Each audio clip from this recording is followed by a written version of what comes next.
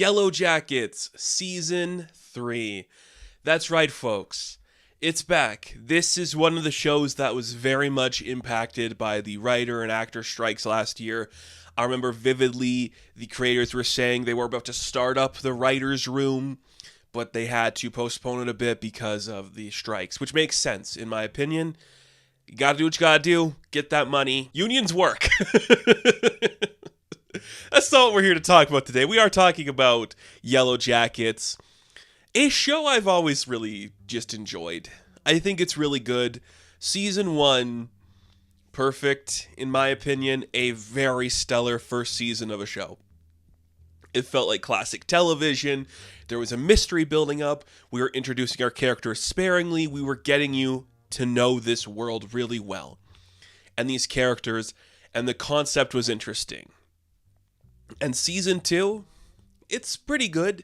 Expanded on the world, introduced us to new characters, set itself up pretty well. Season 3, I'm very hesitant to say it's bad, because I don't think this show is bad. This season is rough in a lot of aspects compared to other seasons, which makes sense. There's just a lot of things that were working against this. Like I said, the strikes, which means the show was pushed back a bit, and then you kind of had to rush it back into production with, I'm not going to say the scripts were unpolished because I don't know that, but I think some parts of it maybe were just, that's what we have to work with. That's where we have to go. I also don't know if the numbers for this show have been going up or if they've been consistent on a steady level. It was hard to promote stuff, especially like early on in the year, so it's hard to say if this was like doing good. It's interesting. One of the things I talk about a lot when it comes to television and comic books and just like social media in general is things have such a shorter half-life than they used to. This type of concept alone could get you 7 seasons on a network TV show in 2005 to 2011, right? But now, with streaming the way it is, with big budgeted television the way it is, and the attention spans of people just kind of apart, this type of show loses its juice quicker than other ones. I think you really feel that in some of the middle parts of this season. This is probably the worst of the seasons, and I think it loses itself a bit. It finds it, hopefully towards the end it finds it for you. The last couple episodes really find what it wants to say. And if that's what it was trying to say the whole season, we could have done something better. That's just my opinion. The other thing of a show like this is the more we go on in terms of time, the shorter the timeline actually gets for us to play with. We know they're in the forest. We know we're getting to the point they have to leave the forest. So the tensions that we are still building there, we know the end result. We have literally seen sequences of the people leaving the forest. Where are we going from there, you know? We know where certain characters end up in the present timeline, so is their story going to give us a lot of weight in the past? And that doesn't really feel as cohesive this season as it has in previous seasons. The 2 separate storylines, they are both still interesting, have some interesting choices being made, very interesting choice in some cases. That's not a criticism or me giving it an endorsement. It's just, hey, you made a decision, you stuck with it, for better or worse. That is a choice you made that is now a part of this show's lexicon. So whatever. There are some bold swings, and not all of them are going to pay off. Some of them, they do. You know, we get to some interesting places sometimes, but this is the most of just our characters saying stuff as opposed to doing stuff, which that doesn't make for the best television, but it's not the worst television either. Man, we are just in such a good spot right now in terms of television. Severance and The White Lotus and The Pit and people are really talking good about the studio, and The Last of Us just returned. Like, things are good. And I think Yellowjackets kind of feels like it's from a different era, which is crazy because it's only 3 seasons in, but the way we make television now, it takes longer to make stuff. The basic premise for this season is also not as compelling as other seasons. It is a lot of setup to the thing, and that thing kind of happens in the middle of the story, leading us to the later half where things actually pick up, and we get to the thing that we should be saying from the beginning, which is just, this is maddening. This is weird. These people are broken, which is kind of the theme we are really trying to push towards the end. And I really wish we stuck with that more. We'd get that feeling throughout the first 2 seasons a little bit more. And maybe it's just like playing catch up for the first couple episodes. How do we get to where we need to go? How do we stall for time, kind of? It's very, very complex in the mechanics of the thing to get us to these places and to have things happen. The timeline in the present day, it feels very mixed because it's just our core characters going from place to place to place to place. It's weird. There's a lot of convenience, like helicopter pickups or Uber drivers taking us to places and just going to spots we need our characters to be. And that's okay. It feels really plotty, even though the plot feels very minimal, that's complicated in itself. So it does just, it's just not as strong. And unfortunately, that is the case. A lot of reasons for that. One of them for me is this is our first season without Juliette Lewis. She played the older version of Natalie in the first 2 seasons. She died at the end of season 2. Not having her in the mix of our main, 4 girls, you're just missing something. You're missing the angry person who hates everyone. And that is, I truly think that is a crucial thing that this show needs, is somebody who's going to say, shut the fuck up for a minute, and not do it in the playful way that Shauna does. You need that person who just looks miserable by the events that transpire. That is why Sophie Thatcher is the most interesting performance in the previous timeline of the Girls in the Forest, because she, this season in particular, is one of the few people, if not the only person, who is still fully convinced things suck here. This isn't good.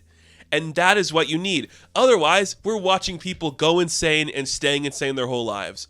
And maybe that's why we can't have Natalie in the present timeline, because now it is clear what's happening here. These girls have lost it. They've lost it the whole time, don't get me wrong.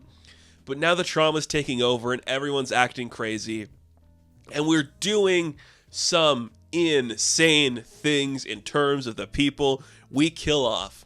I'm not going to say who we kill off, but we're getting loose with the people we're leaving behind now, which I guess is okay, because we know who's going to make it out in the present timeline. But even in the forest, it's we know the outcome here. There's not many options left, so what you're doing, it's pretty clear what's happening to these people we haven't seen yet, Tension's kind of falling out there. But even in the present timeline, I'm okay, you showed me what we're doing here. It ain't working perfectly. And boy, do you really feel the absence of some of these characters that we set up not being there anymore, both in the past and present. And that is a shame. We introduced a couple new characters.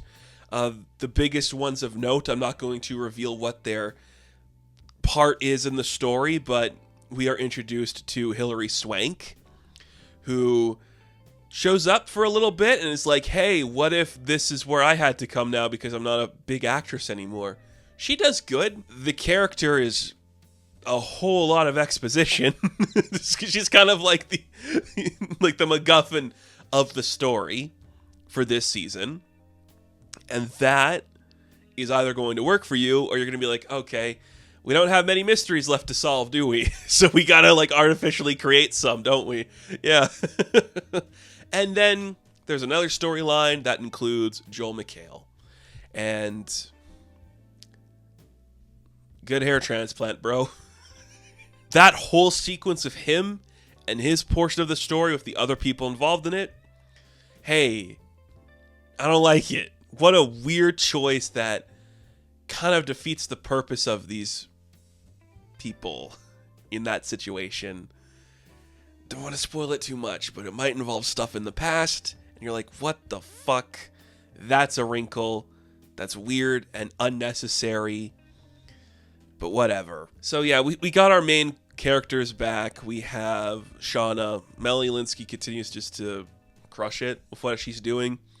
I think this season they really honed in, and it might have just been like one person in the writer's room saying to everybody, Shauna's kind of a problem, isn't she? Because this season, Shauna is a menace. She's terrible. She goes after everybody, both in the past and the present. She creates these scenarios where she is the victim and she like manipulates people, and she's kind of a monster. She's really a monster in this season, and I really appreciate it. I think that is the case. Shauna, we've seen it for the past seasons now. She's not a good person, but she's really good at making people seem like she isn't in the wrong for the things she does. She's a monster, and this season finally leads to her realizing that she's a monster. Like, she realizes it. I'm like, yes, finally, you are the problem in your life. It is you. Okay? Tawny Cypress is back as Thaisa, which is another monster in her own right. Like, Natalie wasn't the monster, and we could say that safely. She saw these girls and was like, this is messed up, what's happening? And now that we have no Natalie, you're really like spending more time with these terrible people, and we're seeing the problems they do. There is a story arc at the beginning for Thaisa that doesn't really work. I don't even think her ex-wife or child show up. Maybe if they do, it's very limited. It's not like they're supporting characters. They are barely in this. And I think that might be because we didn't have the budget to bring them back, or it could just be we really want to hone in on the like Van and Ty relationship, which, you know, I get it. You got Lauren Ambrose. You got to use her because she's really fun. Christina Ricci is also back as Misty, just doing her best to kind of rein things in. I think now that Natalie's gone, Misty is like the least problematic character. She was kind of crazy in the first season, just like, I might be a menace, but I also just know what I'm doing and talking about.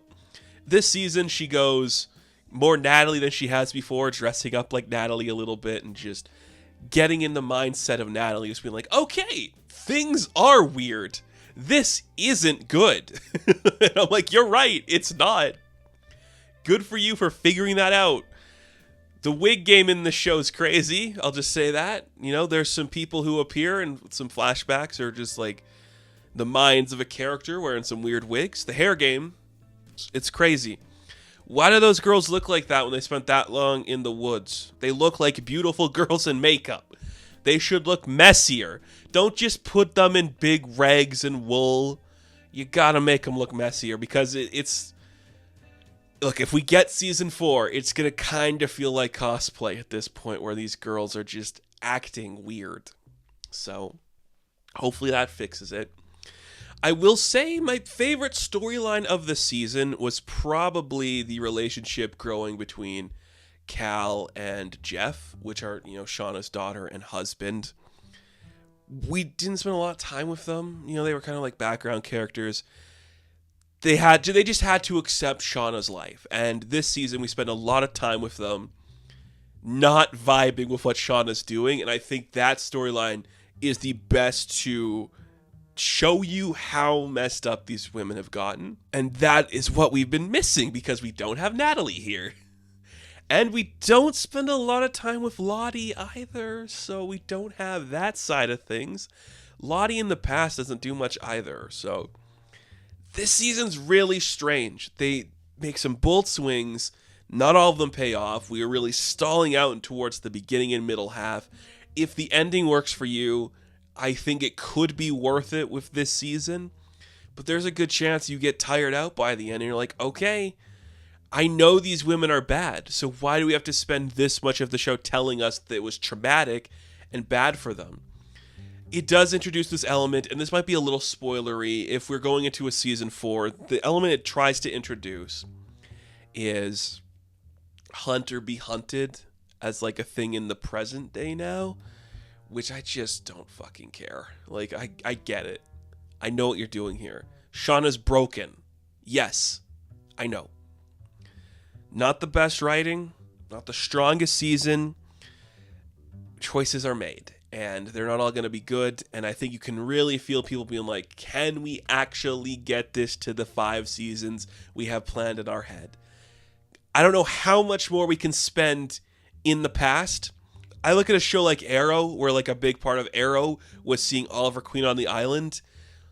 Season 7, he had to get off there. You know, like we can't spend the whole thing doing that shit. Okay? We eventually got to get off the island. We eventually got to get out of the woods, because the more time we spend there, the less impact it has on these girls actually being there in terms of like the show. Interesting cinematography sometimes. Like it's using its TV budget pretty well. A lot of needle drops. Which I get it, you know, let's play some classic 90s alt music. That's my jam. So you get some points from me there. And I'm glad we're kind of reaching the point where things are getting better. You know? Get them off the woods. Get them out of there. Let's just move on. So it could work for you, but in the slew of great television that's playing right now, this season doesn't crack the quota that is currently being met. So, Yellowjackets, Season 3, I'm going to give a 6 out of 10. Now, thank you all for watching this review. Be sure to like and subscribe to the channel. As always, you can check me out on Instagram, TikTok, and Twitter. And of course, I will catch you in the next one. Have fun. Stay safe. Good luck.